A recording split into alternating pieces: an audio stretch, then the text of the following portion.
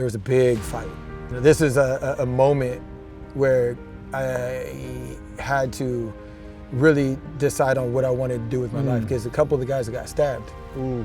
Yeah, the police was coming and we was running from the police.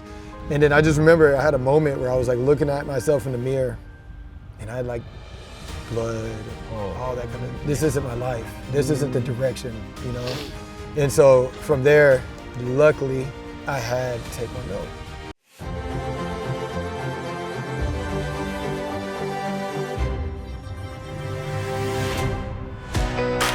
네, 안녕하세요. 태권도 현장에 하나님의 사람들을 찾아가고 있는 이재성 선교사입니다. 실리콘밸리 안에 위치한 작은 사립대학 멜로 컬리지 앞에 나왔는데요.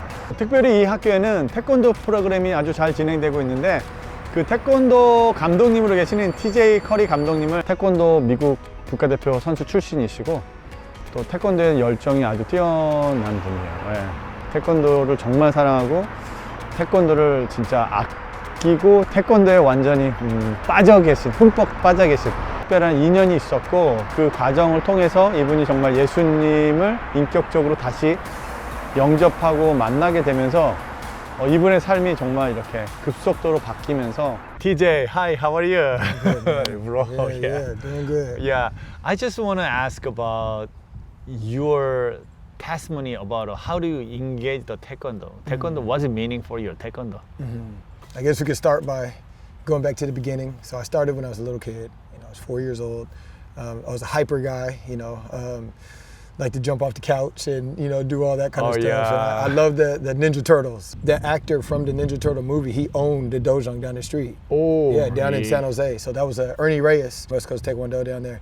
And they had a commercial on TV, and I saw that, and they had like the Ninja Turtles in there, and I was like, and then my dad, he wanted, my parents, they wanted me to, be able to defend myself, so they took me over, and luckily, I kind of fell in love with my passion at an extremely young age. That's I know it's kind of rare to find that, but yeah, that was it. Got a little bit down the line. I started going off and hanging out, and I wanted to live that experience of being a teenager. I wouldn't say I was hanging out with the wrong crowd, but I would say the crowd got into some crazy stuff. Long story short, we had a big fight. There was a big fight, and there was like 15 people.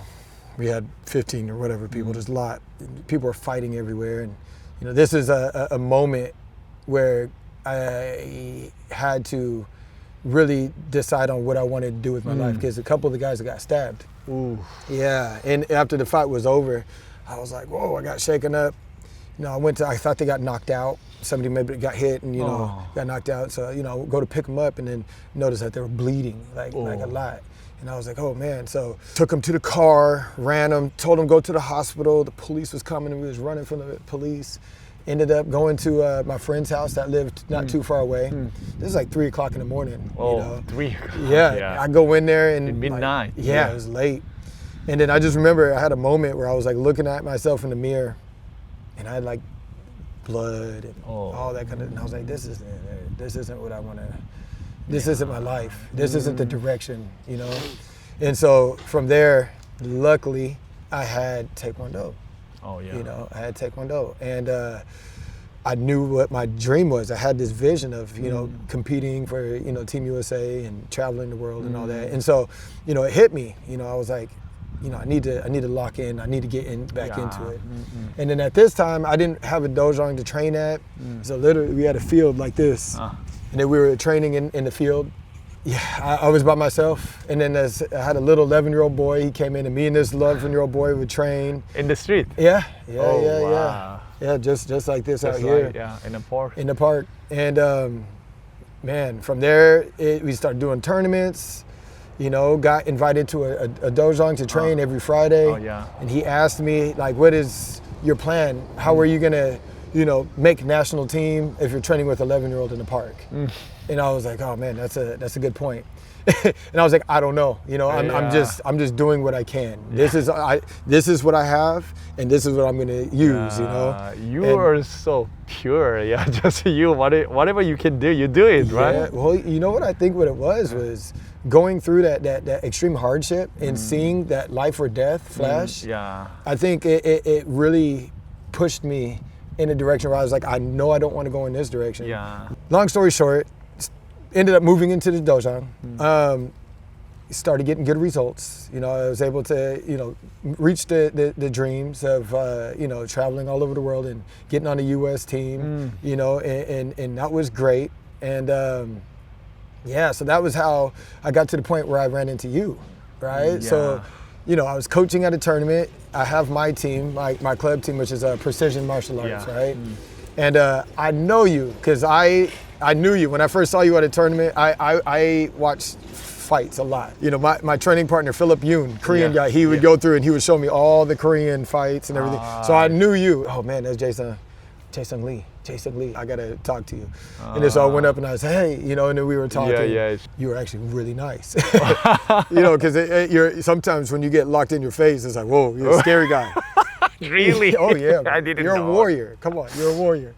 And how long were we talking that night?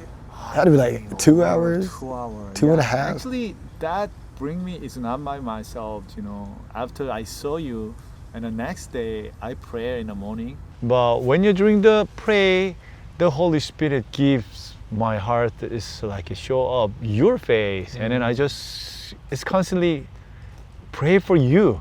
Yeah. But and then I finally know your situation, your mentally, your spiritually is not something like healthy, and then something like God actually Holy Spirit it speak me about it. You go and get him free. Yeah, that is so next day I obey, I call you, and then I just, can I visit your gym? And then, oh yeah, no problem. And I go, I just watch your training, and then tell me about it. That is how you feel. There some Korean guys come and Yeah, I mean, so it was. He came in, and obviously I was really excited to have you. And then there was one part where you were like, "All right, can I pray?" And I was like, yeah, let's do it, you know.